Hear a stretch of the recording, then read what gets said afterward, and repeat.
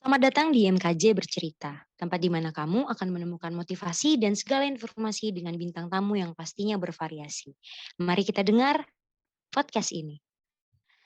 Oke, halo kembali lagi di IMKJ Bercerita episode kelima. Iya, Udah bener nih. nggak nyangka ya Indah ya, kita udah episode kelima nih. Iya, bener banget nih Rika. Nggak terasa ya udah episode 5. Dan pastinya kita masih mendatangkan narasumber-narasumber yang luar biasa juga Indah seperti podcast-podcast episode sebelumnya karena mereka ini memiliki cerita dan pengalaman yang pastinya luar biasa yang bakal dibagikan sama pendengar-pendengar setiap podcast TMKJ Bercerita. Oke, Oke. mungkin sebelum kita masuk nih Indah, kembali lagi kita bagi yang belum kenal, kenalin lagi nama aku Sabrina Erika, bisa dipanggil Erika dari IKM angkatan 2020. Dan aku ditemenin sama Indah. Oke, halo semuanya. Kenalin, nama aku Indah Putriani dari jurusan Gizi Fakultas Kesehatan Masyarakat angkatan 2020 dan alumni SMA Negeri 1 Muara Jambi. Salam kenal semuanya. Oke, nah hari ini Indah kita pastinya seperti yang kita bilang di awal, itu kedatangan narasumber yang luar biasa sekali. Karena topik kita untuk malam Nah, iya. ini itu Apa nih adalah topiknya nih? IMKJ berprestasi atau Wow. KKN kebangsaan. Nah, oke, penasaran banget nggak sih siapa-siapa aja narasumber kita kali ini? Boleh Indah tolong di-spill siapa sih narasumber kita yang luar Oke, biasa? oke nih Rika, kita hari ini kedatangan 3 narasumber nih, yang tentunya keren-keren banget. Mungkin boleh nih kita kenalan dulu dari yang pertama. Oke, boleh dari Bang Yadi nih, boleh. Silakan Bang. Oke, makasih atas kesempatannya. Assalamualaikum warahmatullahi wabarakatuh. Izin memperkenalkan diri, perkenalkan nama saya Yadi Ramadan Rizwan. Biasanya disapa dengan panggilan Yadra. Saya saat ini di jurusan Ilmu Hubungan Internasional angkatan 2019 dan juga sekaligus sebagai anggota IMKJ 2019. Mungkin itu aja. Oke, salam kenal ya Bang Yadra. Oke, mungkin next nih Kak, kita ke narasumber yang kedua nih. Ada Kak Boleh, boleh. Recita nih, boleh silakan Kak untuk memperkenalkan dirinya. Sebelumnya waktunya ya, moderator. Perkenalkan nama aku Recita Nadia Fauzia, biasa dipanggil Nadia. Aku dari Antropologi 2019 dan juga ikut keanggotaan IMKJ 2019. Mungkin itu aja dari aku. Terima kasih. Oke, oke Kak Cita, makasih juga Kak. Salam kenal. Mungkin next nih kita ke narasumber yang ketiga ada Kak Uja. Boleh silakan Kak memperkenalkan dirinya. Oke lah, perkenalkan nama aku Uda dari jurusan Antropologi 2019 dan juga tergabung di IMKJ 2019. Mungkin itu aja. Oke, halo kakak abang semuanya. Dan tadi kita udah dengar bersama kalau kakak abangnya itu dari IMKJ 2019. Dan tadi kita dengar juga prodinya beda-beda ya tadi Indah ya. Benar-benar ada yang antropologi. Ada yang HI juga. Nah, dia emang berbeda-beda. Nah, mungkin kita masuk ke topik kita malam ini nih, kakak abang. Oke, Dan yang pastinya ditunggu-tunggu juga bagi seluruh pendengar kita. Sebelumnya Rika juga sempat lihat Instagram Bang Yadra yang kayaknya lagi sibuk-sibuknya dengan program ini gitu ya. Nah, ya benar banget nih. jadi iya topik kita kan ini untuk KKN kebangsaan. Boleh dong Bang tolong di-spill apa sih program KKN kebangsaan yang Kakak Abang ikuti untuk saat sekarang ini tuh sebenarnya itu tuh apa sih gitu? Oke, makasih atas pertanyaannya Sabrina Erika. Mungkin ini ditujukan ke aku ya pertanyaannya ya. Apa sih KKN kebangsaan itu? Iya, Oke, mungkin aku izin jawab. Kalau menurut aku dan juga dari definisi KKN kebangsaan itu, KKN kebangsaan adalah kegiatan dari berbagai kampus se-Indonesia yang konsepnya itu tidak berbeda jauh dari KKN pada umumnya atau KKN reguler, tetapi yang membedakan KKN kebangsaan dengan KKN reguler atau KKN biasa itu adalah peserta KKN-nya. Peserta KKN-nya itu yang terdiri dari mahasiswa yang berasal dari berbagai kampus yang ada di Indonesia, baik dari Sabang sampai Merauke, dan disatukan dalam satu kelompok. Dan kebetulan di KKN kebangsaan ini itu ada sekitar 100 kelompok yang dibagi ke berbagai desa yang ada di 2 kabupaten yang ada di Kalimantan Tengah. Dan tahun ini tuan rumahnya itu Universitas Palangkaraya atau UPR. Untuk lokasi sendiri, KKN kebangsaan itu kemarin di Kabupaten Kapuas dan Kabupaten Pulang Pisau. Nah, jadi konsep KKN kebangsaan dengan konsep KKN yang biasa itu mungkin tidak jauh berbeda, hanya saja yang membedakannya itu pesertanya yang berasal dari Sabang sampai Merauke, dan juga ada isu nasional yang diangkat di sana gitu. Ada isu nasional yang diangkat dengan program kerja yang disesuaikan dengan isu tersebut. Mungkin itu sih kalau dari aku. Oke. Oke. Berarti kurang lebih sama ya Kak dengan KKN pada umumnya, cuman pesertanya aja nih yang beda. Pesertanya berarti campur gitu ya dari berbagai macam daerah. Oke, mungkin kok bisa nih abang kakak semua bisa ikut nih program KKN kebangsaan ini? Mungkin kira-kira informasinya dari mana sih atau sumbernya tuh dari mana sih? Mungkin boleh nih dijawab dari Kak Uja nih, boleh Kak? Silakan Kak.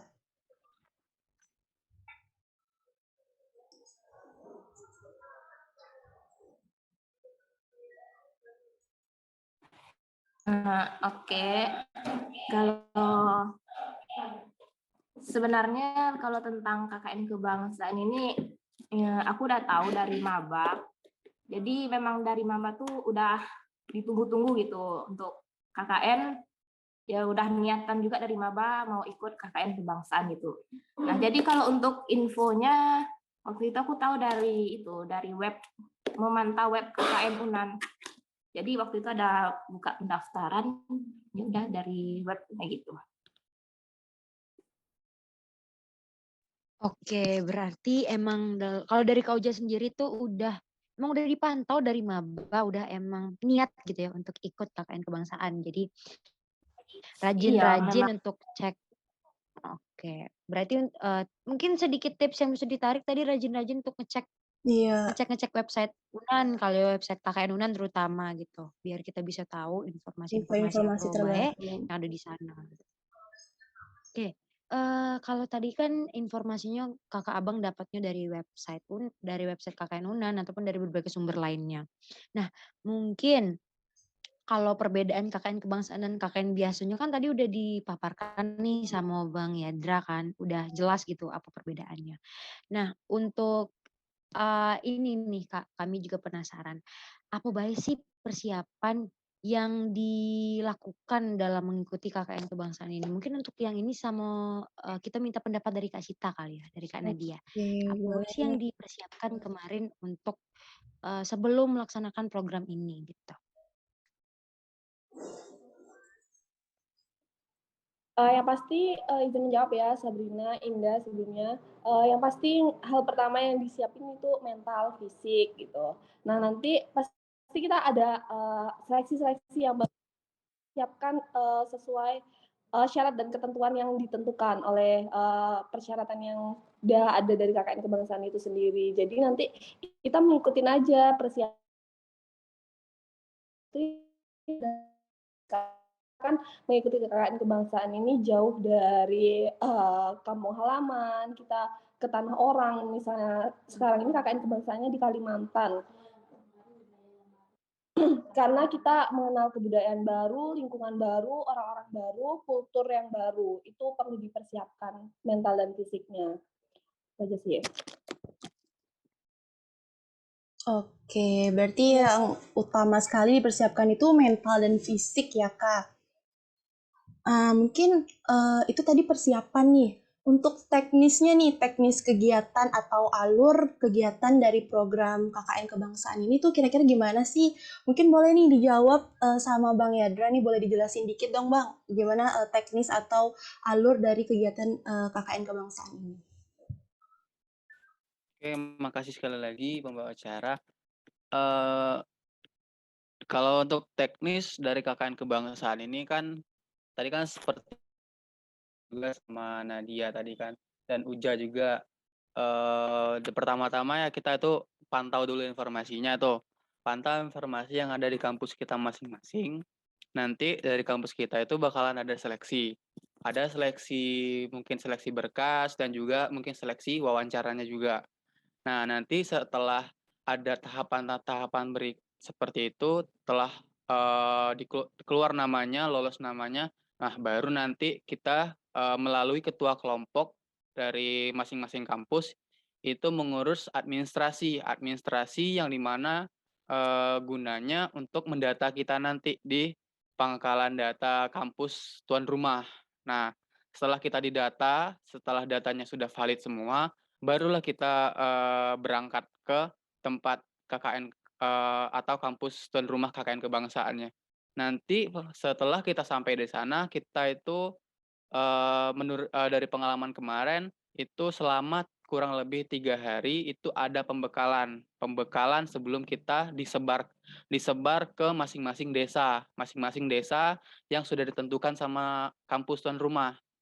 Nah, ada pembekalan, selain dari pembekalan juga, kita juga, diajarkan, atau dilatih juga sama kemarin kebetulan dilatih sama TNI untuk, meningkatkan jiwa-jiwa seperti jiwa korsa bersama, kelompok masing-masing, melatih jiwa kekompakan juga sekaligus sebagai bonding terlebih dahulu, bersama teman-teman kelompok nih.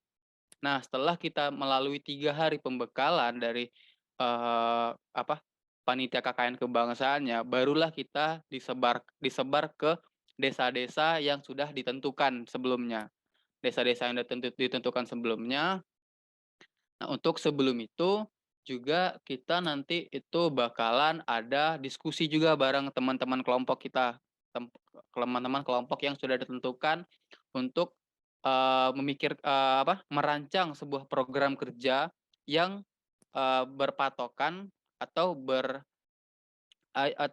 berpatokan kepada isu nasional itu tadi yang sudah ditentukan oleh panitia KKN kebangsaan. Nah, untuk diadaptasikan ke dalam program kerja masing-masing sesuai dengan pembagian mahasiswanya, proporsi mahasiswanya berasal dari disiplin ilmu apa misalkan. Nah, itu nanti disesuaikan juga. Misalkan contohnya dalam disiplin ilmu aku kan hubungan internasional. Apa sih yang bisa aku kasih buat program kerja yang berhubungan dengan isu nasional yang diangkat oleh KKN kebangsaan kali ini gitu. Nah, kebetulan KKN kebangsaan kali ini tuh kemarin mengangkat filosofi tentang huma betang dalam isu lumbung pangan atau ketahanan pangan. Nah, disitulah kita menyesuaikan dengan disiplin ilmu kita dengan proporsi pembagian dari mahasiswa masing-masing kelompok dan juga dengan kebutuhan yang ada di desa yang kita tuju. Nah, itulah yang menjadi tantangan juga bagi kita semua yang ikuti KKN kebangsaan. Nah, setelah kita menjalankan program kerja kita sesuai dengan apa yang sudah ditentukan sama panitia KKN kebangsaan, nah selama kurang lebih itu 30 hari atau 1 bulan. Nah, setelah itu kita melakukan membuat mungkin dari dokumentasi, terus juga membuat laporan dan juga membuat jurnal. Selain membuat itu, kita juga pulang dari desa yang kita tuju tadi atau desa tujuan kita KKN kebangsaan itu, kita membawa sebuah atau apa sih yang kita hasilkan di sana gitu, apa yang kita hasilkan di sana. Contoh, kalau kelompokku kemarin itu menghasilkan pupuk organik cair atau POC yang berguna bagi pertanian yang berhubungan dengan tema itu tadi. Nah, itulah yang masing-masing kelompok bawa balik ke Palangkaraya yang di mana menjadi tuan rumahnya untuk dipamerkan. Nah, di sana nanti ada selepas pengembalian kita dari desa masing-masing, itu bakalan ada pameran dan sekaligus penutupan juga acaranya. Nah, mungkin kurang lebihnya seperti itu KKN kebangsaan gitu. Mungkin dari teman-teman yang lain itu punya pengalaman yang berbeda, punya program kerja yang berbeda, punya hasil atau output yang berbeda juga. Gitu saya mungkin. Oke. Oke, makasih nih Adra udah jelasin lengkap banget ya Kak untuk teknis dari kegiatan KKN kebangsaan ini.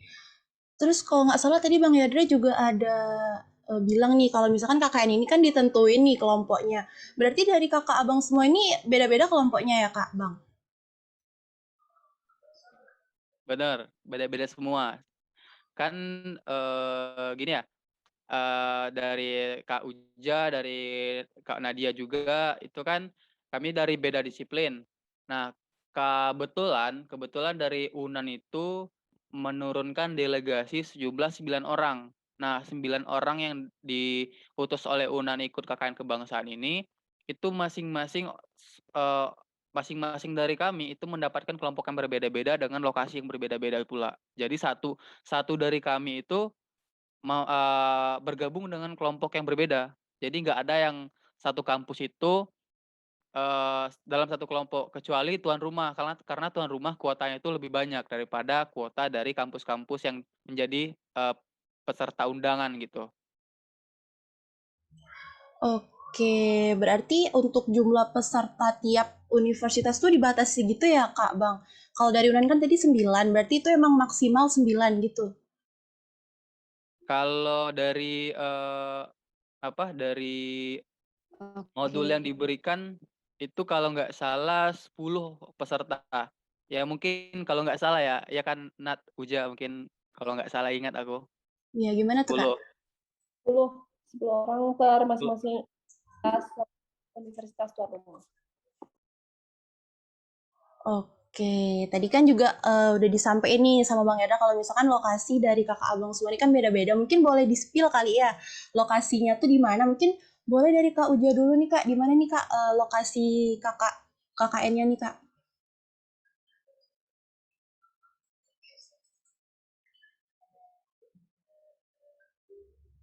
Gimana Kak Uja?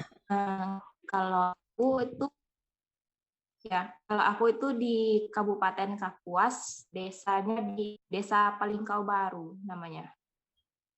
Oke, di Kabupaten Kapuas, Desa Palingkau Baru ya Kak? Oke, mungkin kalau dari Kak Cita di mana nih lokasinya Kak? Ya, kalau kakak sendiri itu sama seperti Kabupaten Kapuas, tapi kakak di Desa Pulau Telo Baru, Kecamatan Selat. Oke, kalau dari Bang Yadra di mana nih Bang lokasinya?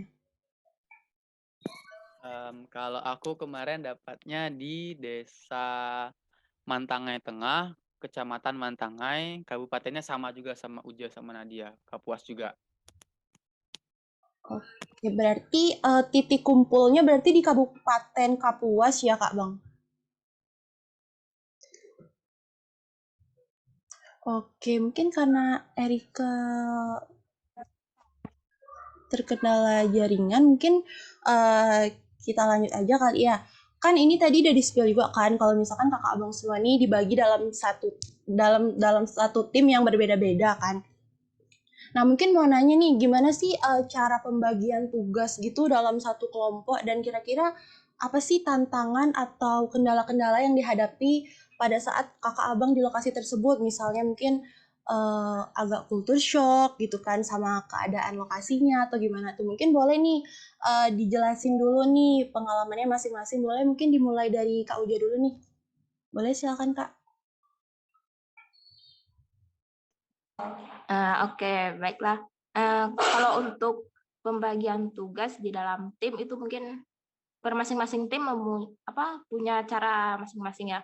Kalau untuk di tim aku sendiri itu kan kami sebelum berangkat ke desanya tuh ada dulu rapat dan sama pembimbing juga, diberikan arahan sama pembimbing apa yang akan kita kerjakan di sana. Jadi kalau dari tim aku sendiri itu selama 3 hari awal itu kami observasi dulu di desa itu, cari tahu tentang keadaan desa itu bagaimana sih gitu kan. Nah setelah kita dapat permasalahan-permasalahan yang ada di desa, barulah itu kami menyusun sebuah program yang akan dikerjakan untuk 1 bulan ke depan.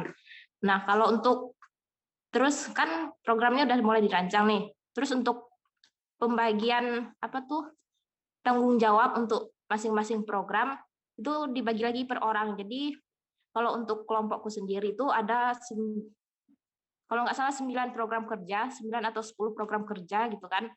Jadi per masing-masing orang tuh punya 1 tanggung jawab untuk 1 program kerja gitu.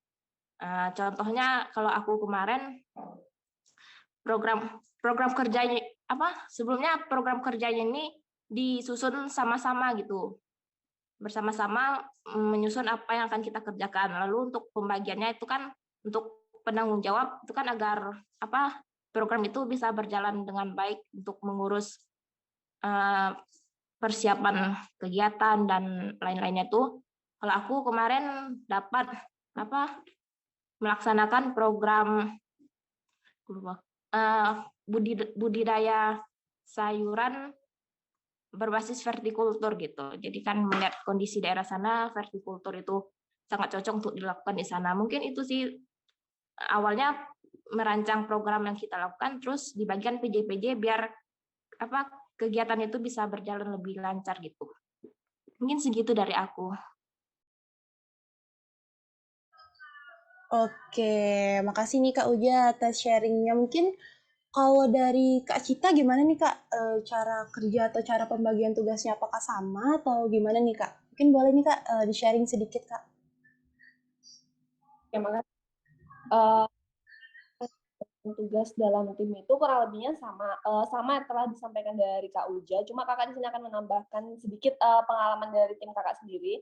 Jadi sebelumnya kan kami udah briefing, kami dikumpulkan di Universitas Palangkaraya di Asrama Haji, itu kami udah ada pembagian kelompok. Jadi di situ kan kami mengadakan pertemuan. Lalu tentunya kita memiliki acuan, jadi di sini ada buku panduan yang telah diberikan untuk gimana teknisme tentang KKN kebangsaan, program-program dari Kementerian Ristek dan Teknologi Kemenristek Dikti. Nah, jadi dari buku panduan tersebut itu ada beberapa program sesuai dengan subtema dari tema kita dari KKN kebangsaan ini. Di situ pembagian timnya kami dibagi menjadi masing-masing itu per subtema. Jadi subtema di sini ada kesehatan, sosial, terus lingkungan, seperti itulah, pertanian dan lain sebagainya. Kami dibagi sesuai dengan jurusan masing-masing yang selaras. Tapi karena kita kan 10 orang, sedangkan subtemanya itu ada 5, dan itu tuh ada beberapa dari kelompok itu kan nggak sampai 10 orang. Misalnya kakak sendiri satu tim itu 9 orang. Karena nggak ada satunya kan, jadi jurusannya pun ada yang nggak selaras. Misalnya kakak sendiri kemarin megang itu di kesehatan, sedangkan kakak berbasis sosial ya, dari antropologi sosial. Tapi kakak kemarin megangnya program itu kesehatan, yaitu pencegahan stunting. Tapi masing-masing dari kita itu bukan bekerja sendiri, seperti yang dikatakan Uja sebelumnya, kami itu sebagai penanggung jawab yang mengkoordinir anggota-anggotanya, memberdayakan masyarakatnya, tapi kami memiliki tugas utama yang lebih berat lah ibaratnya untuk mengkoordinir semuanya. Jadi itu aja sih. Terus kayak pokoknya dibagi masing-masing dari kami itu megang satu proker sama seperti Uja. Itu kami sebelumnya di sana observasi melihat potensi masalah yang ada di desa, lalu setelah mendapatkan potensi dan apa masalahnya, kita mencoba mencari solusinya. Seperti kemarin di Kapos itu angka stunting kan cukup tinggi, misalnya kakak, langsung kita mengadakan program terkait pencegahan stunting, bagaimana ternyata di sana tuh pencegahan masalah utamanya tuh air di sana tuh airnya masih air gambut yang bisa dibilang nggak layak konsumsi karena pH-nya itu cuma 4, itu kan asam ya. Seperti itulah, pokoknya banyak masalah yang dihadapilah di sana. Tapi kan kita nggak bisa menyelesaikan semuanya. Kita membantu apa yang bisa kita lakukan, kita berdayakan masyarakatnya, seperti itu sih. Tapi pastinya dalam tim itu yang perlu dijaga kekompakan ya, karena kalau misalnya dari pengalaman kakak sendiri 1 bulan itu pas di akhir-akhir mulai egonya udah nggak kekontrol, tapi ya jangan sampai pecah. Kita harus menurunkan ego dalam bekerja sama tim gitu sih. Itu aja Indah. Oke, makasih Kak Cita. Tadi ada di spill nih, Kak, sama Kak Cita kalau misalnya sebelum kita melakukan program KKN kebangsaan ini, kita tuh dibagi nih per subtema. Tadi kalau nggak salah Kak Cita ada bilang ada subtema pertanian, kesehatan. Terus Kak Ujo tadi kalau nggak salah subtemanya pertanian ya Kak, tentang program budidaya sayuran berbasis veltikultur ya Kak. Oke, terus kalau Kak Cita tadi tentang pencegahan stunting. Nah, mungkin kalau dari Bang Yadra nih, kira-kira apa nih Bang programnya? Mungkin boleh di-spill nih Bang, atau di-sharing sedikit Bang. Oke. Mungkin kalau dari aku kan aku kemarin di Desa Mantangaya Tengah. Desa Mantangaya Tengah itu mohon maaf. Desa Mantangaya Tengah itu kebetulan di pinggiran Sungainya Kapuas. Di pinggiran Sungai Kapuas, kebayang dong gimana airnya gitu kan. Airnya yang kuning gitu. Nah, ini terkait juga apa yang dibilang Nadia tadi. Tadi Nadia bilang juga kondisi air itu yang ya cukup gimana ya, bikin kita itu yang biasanya kita di Sumatera ketemu airnya itu bening, yang kayak enak lah kalau kita pegang gitu atau kita mandi itu kayak nggak mikir-mikir lagi. Nah, ini kita sempat culture shock juga ngelihat airnya seperti itu. Kebetulan emang ya ini aku sharing aja nih. Kami di situ di posko, kelompokku, itu mandinya pakai air Sungai Kapuas. Jadi aku mandi pakai air kuning. Nah, ya ini sedikit, sharing aja. Iya, Kalau iya Bang. untuk kalau untuk, kayak tadi program kerja, betul Kak, yang dibilang sama Kak Uja, juga Kak Nadia tadi bilang, itu didasarkan, pada diskusi kelompok terlebih dahulu, lalu juga melakukanlah observasi di hari-hari awal kami, sampai di desa tersebut.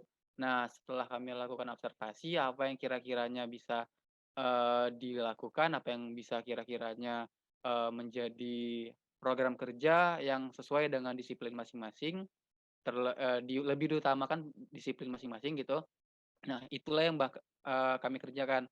Nah, pada awal-awal observasi, aku sih sempet pengen juga, buat uji coba, apa namanya, uji coba, filterisasi air itu. Cuman, karena aku lihat bukan, ini bukan bidang aku banget gitu, karena bukan disiplin ilmuku. Sementara aku hanya tahu, basic-basic-nya aja atau cara-cara, secara tradisionalnya aja nih. Nah, aku sempat coba pengen menjadikan itu, suatu terobosan di desa tersebut. Nah, tetapi mungkin karena kurangnya pengalaman, aku nggak jadi ngambil, program tersebut, hanya sebatas uji coba aja baru. Karena, takutnya nanti, pada indikator keberhasilan itu kan kurang maksimal kan gimana kan gitu, kita memberikan, dampak ke warga itu kurang maksimal kan rasanya kurang enak juga. Nah, jadi aku yang kebetulan aku disiplin ilmu hubungan internasional, aku melihat nih, eee, di sini kan tadi ada dari dari temanya tadi ada beberapa subtema. Nah, salah satunya juga tema sosial dan segala macam. Nah, yang aku melihat, kondisi, di mana sekolah yang ada di sana itu kekurangan tenaga pengajar atau tenaga pendidik. Nah, jadi aku yang dari jurusan hubungan internasional melihat, ini adalah permasalahan yang, eee, ra aku bisa nilai ini permasalahan internasional karena terdapat dalam, SDGs, terutama dalam poin nomor 4 tentang quality education, yang di mana Eee, kalau menurut definisiku tentang quality education itu dan merujuk kepada SDGs juga, SDGs 2030 juga, quality education itu adalah saat di mana warga negara, baik itu berada dimanapun, mereka layak mendapatkan pendidikan yang sama rata semuanya.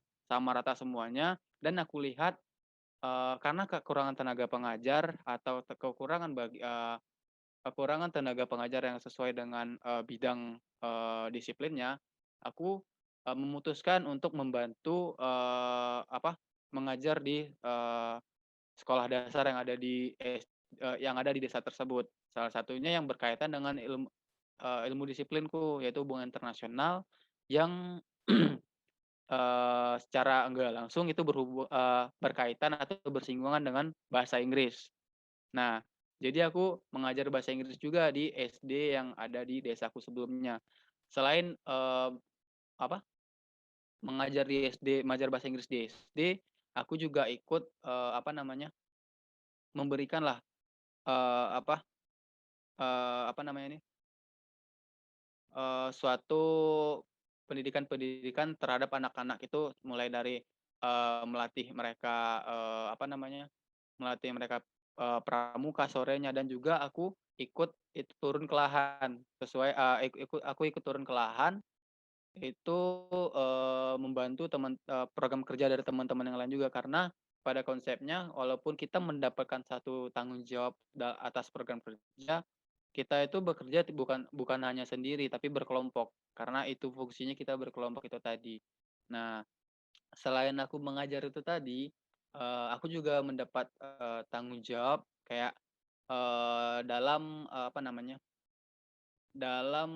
pemberdayaan, PKK yang ada di sana juga bersama teman-teman yang lain. Nah, kebetulan aku juga menjadi PJ-nya juga karena, eee dari konteks ilmu sosial itu ya tidak jauh-jauh juga dari pemberdayaan. Nah, itu tadi yang aku jadikan, program kerja bersama teman-teman yang lain dan juga program kerja teman-teman yang lain bersama aku juga gitu. Contohnya seperti pertanian itu tadi.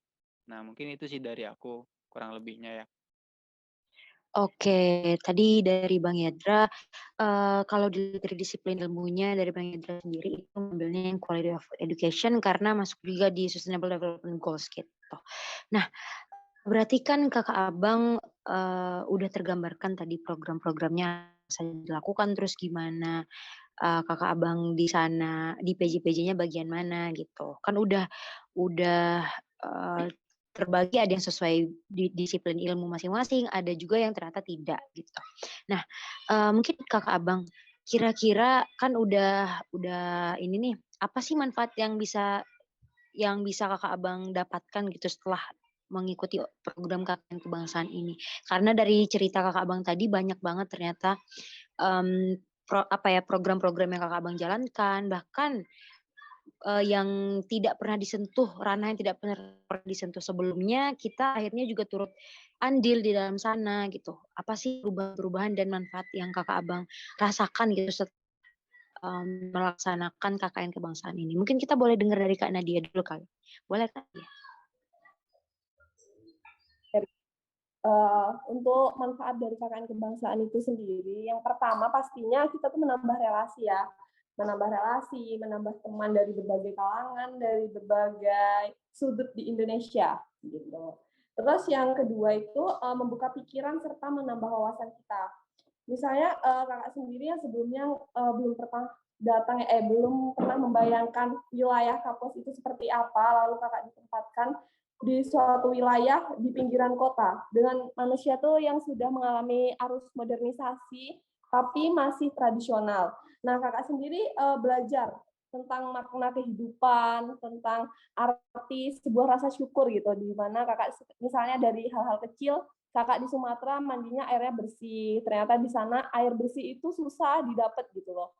Terus di sana pendidikan bisa dibilang untuk fasilitas pendidikan yang sangat-sangat minim, yang kalau banjir itu masih kebanjiran sampai masuk-masuk ke kelas kayak gitu. Kita belajar bersyukur banget lah dulu masa kecil kakak kuliah di sekolah yang layak, sekolah yang fasilitasnya bagus gitu. Terus di sana masyarakat yang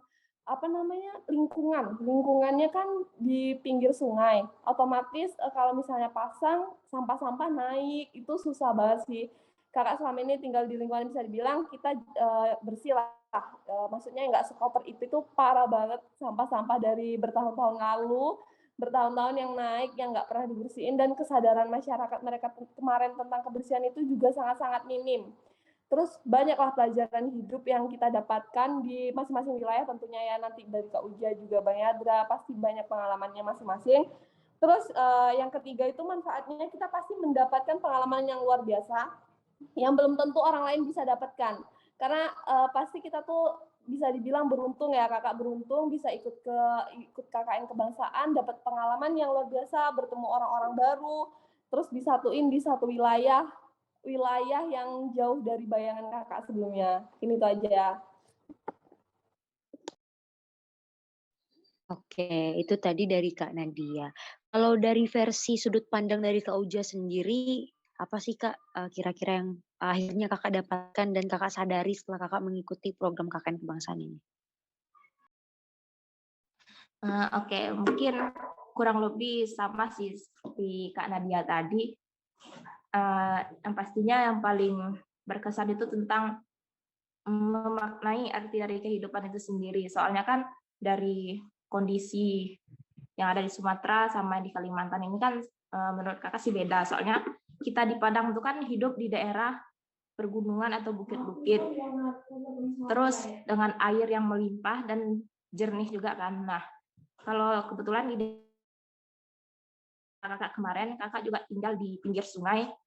Jadi kalau itu airnya itu tidak sejernih yang ada di Sumatera gitu kan. Jadi kan rasa syukur gitu kan. Ternyata hidup Sumatera itu lebih enak lah dibandingkan di sini kalau dari segi lingkungan.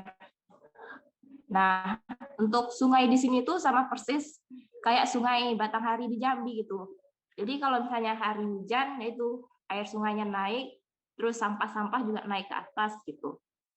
Terus menambah pengalaman pastinya, menambah pengalaman dari segi itu kita belajar bagaimana sih kebiasaan ataupun budaya yang ada di Kalimantan gitu. Jadi banyak belajar hal tentang makna dari kehidupan itu sendiri. Terus menambah relasi pertemanan. Nah, dengan mengikuti KKN kebangsaan ini kan dari Sabang sampai Merauke itu kan ada semuanya berkumpul di sebuah KKN itu. Nah, kebetulan kalau untuk kelompok kakak sendiri itu ada yang dari Aceh, Bengkulu, Jogja, kakak Padang, dan anak Palangkaraya. Jadi kan itu dari masing-masing kami kan pasti punya cara ataupun budaya yang berbeda dalam menyikapi suatu hal gitu kan. Nah, begitulah menambah pengalaman, relasi pertemanan, relasi kenalan juga. Soalnya kan itu relasi kenalan di sini itu kayak masyarakat di desa kita sendiri. Bahkan sampai sekarang pun masih ada sekali-sekali kakak berkomunikasi dengan masyarakat yang ada di desa kakak kemarin. Terus dan juga dari KKN kebangsaan ini pelajaran yang sangat berharga itu menurut kakak ada 3 poin penting sih yang terasa bagi kakak.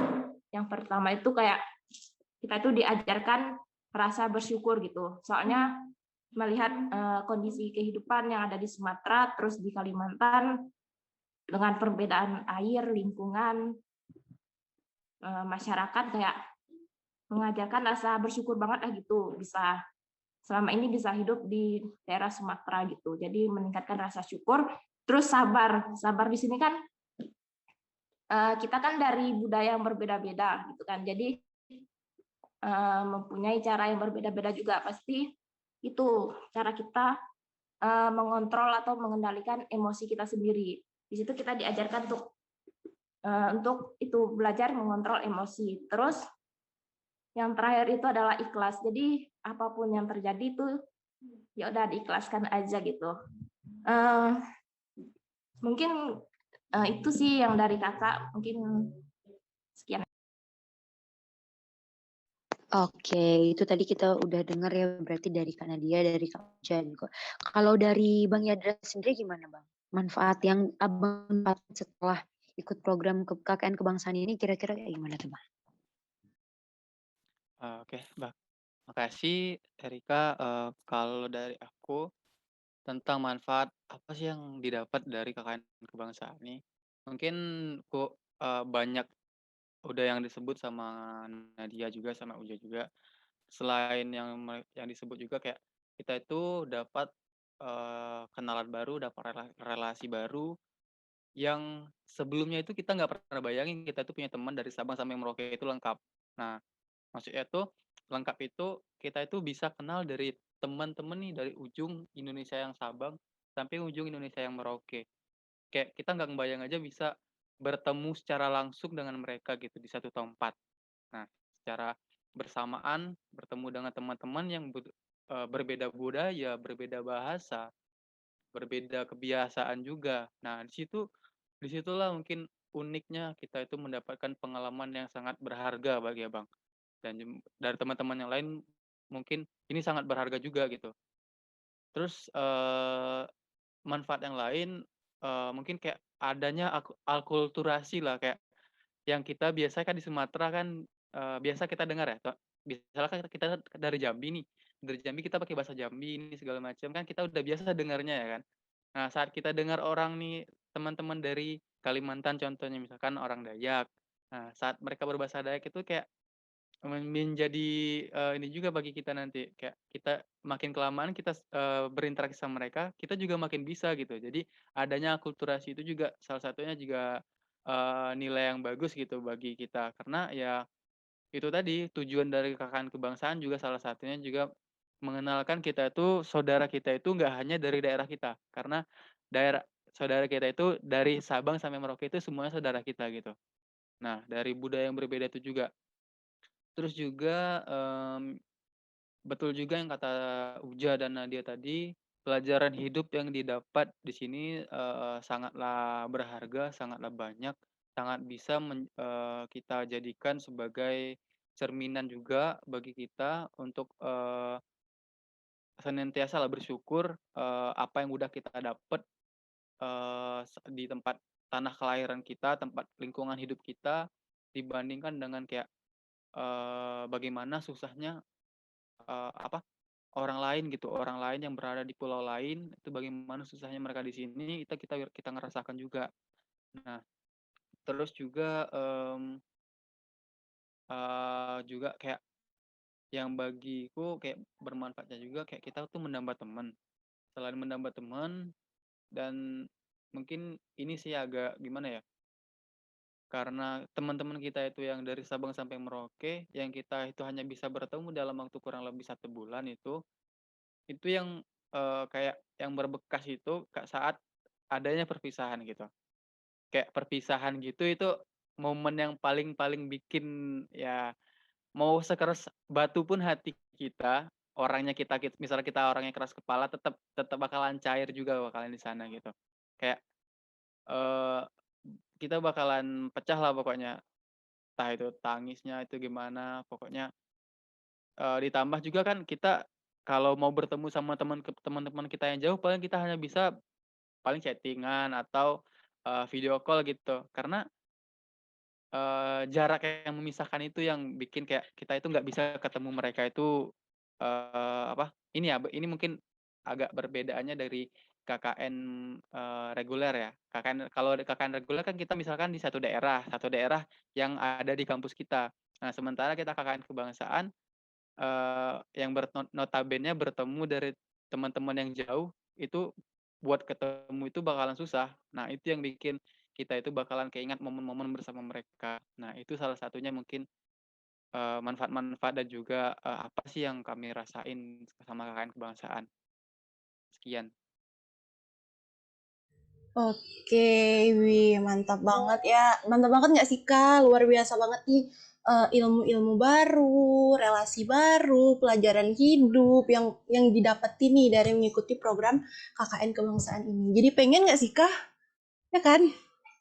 Iya betul, Erika sendiri karena baru dengar juga sebenarnya sebelumnya mungkin pernah lihat juga KKN kebangsaan, tapi setelah dengar cerita dari Kakak Abang, kayak pengen ikutan juga sih sebenarnya. Jadi mungkin kawan-kawan yang dengerin podcast IMKJ bercerita, mungkin tergerak juga hatinya untuk bakal Iya. ikutan KKN kebangsaan gitu ya.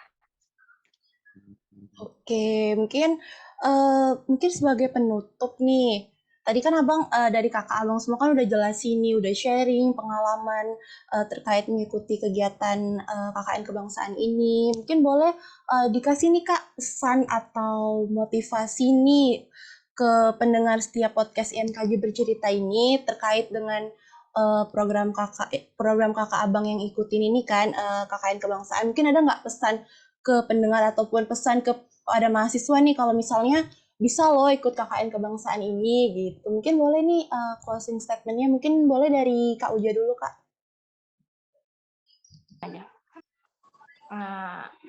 Kalau untuk pesan dari kakak sendiri, mungkin kakak itu sih, kakak sangat menganjurkan nih untuk kalian, untuk untuk angkatan-angkatan di bawah, untuk bisa mengikuti KKN kebangsaan ini. Soalnya kan kita ini kan mahasiswa gitu kan, janganlah dipakai kesempatan kita sebagai mahasiswa ini cuman hanya untuk belajar di kelas doang gitu. Jadi kalau bisa ikutilah sebuah program-program yang ada di kampus itu yang berkaitan dengan kita turun ke masyarakat gitu, itu ikut hidup di dalam masyarakat, karena pembelajaran yang kita dapat di kelas itu kan hanya berupa materi-materi pendidikan jurusan kita.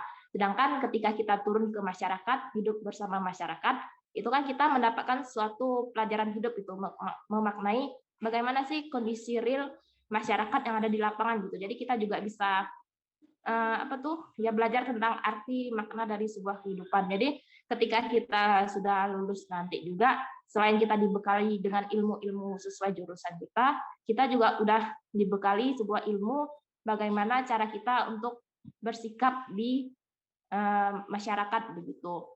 Nah, dan juga menurut kakak program dari KKN kebangsaan ini sendiri itu salah satu program yang bagus juga untuk diikuti. Soalnya kan selama sebulan kita hidup di daerah yang berbeda. Pastinya kalau KKN kebangsaan ini kan setiap tahunnya yang jadi tuan rumahnya kan berbeda-beda. Kalau tahun kemarin itu tuan rumahnya di Jambi, tahun sekarang di Kalimantan. Nah, dengan begitu kan kita jadi bisa kenal gitu dengan bagaimana sih daerah orang yang ada di luar sana. Ya gitu sih menurut kakak. Jadi gunakan kesempatan waktu kita kuliah ini untuk berkelana lah gitu. Jangan hanya sekedar kuliah di dalam kelas doang gitu. Jadi ilmu yang kita dapatkan ketika kita lulus itu bisa lebih baik gitu. Ilmu secara pendidikan kita, jurusan kita dapat, terus kita juga bisa dapat bagaimana ilmu kita hidup di dalam masyarakat dan memaknai kondisi dari masyarakat itu sendiri. Mungkin itu sih dari kakak. Oke, setuju banget nih sama Kak Uja. Mungkin boleh dicatat ya teman-teman semua, kalau misalkan selagi ada peluang, selagi ada kesempatan, nggak ada salahnya untuk dicoba.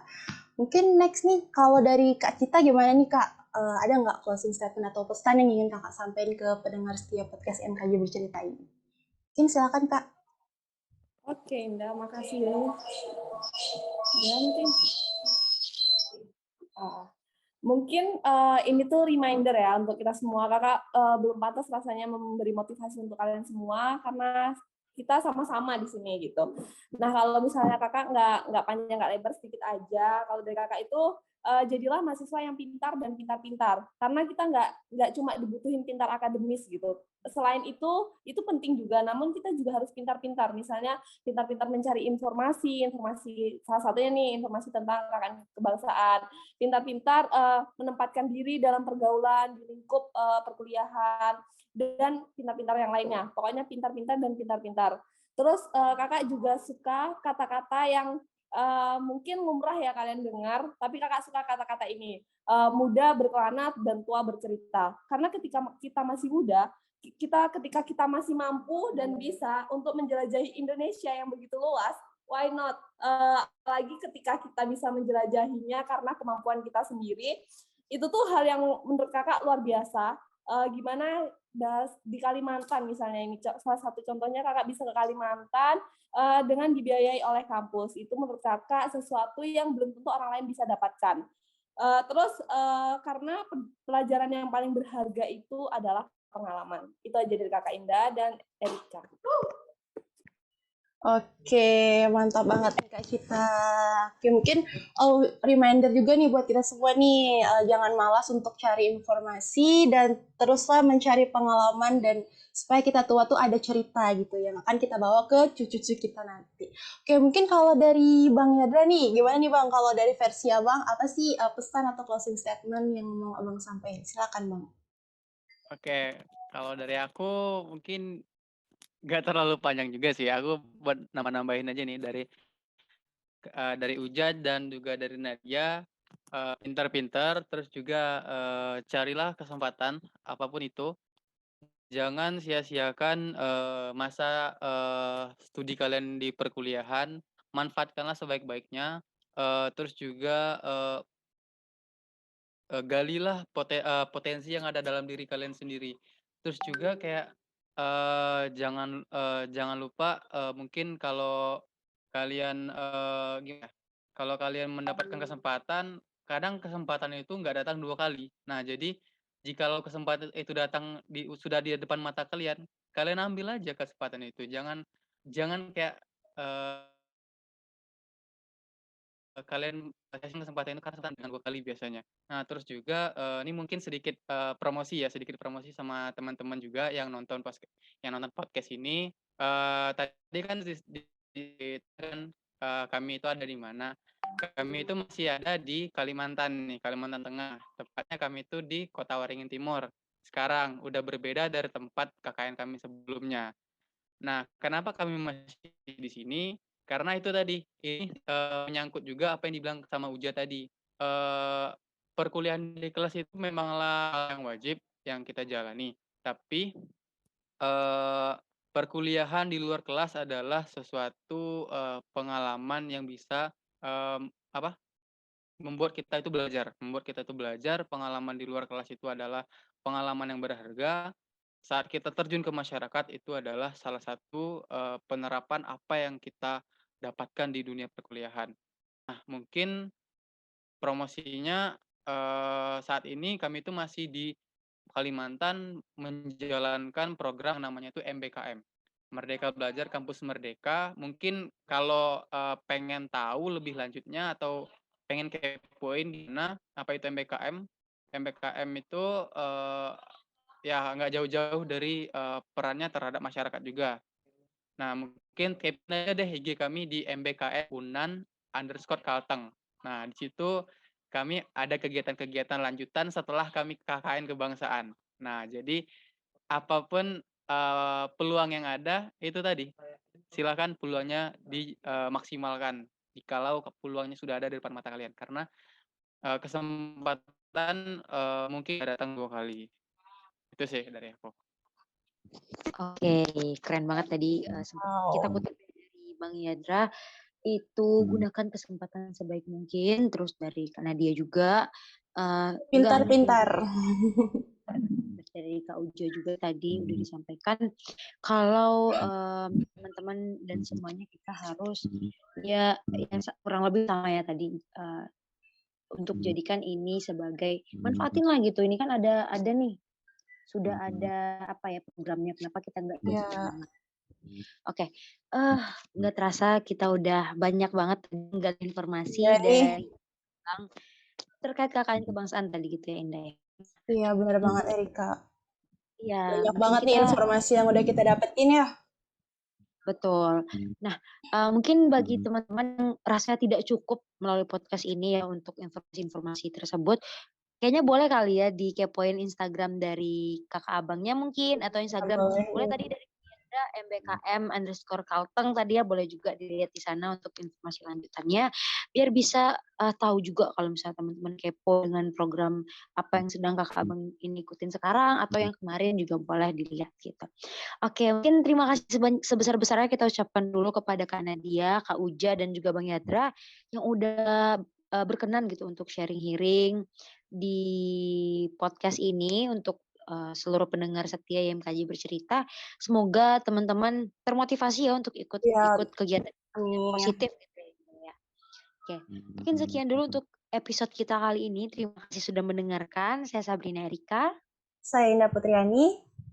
Kami berdua pamit undur diri dan 5 lah ya bersama dengan narasumber kita. Terima kasih sudah mendengarkan dan sampai jumpa di episode berikutnya. Selanjutnya. Dadah, sampai jumpa.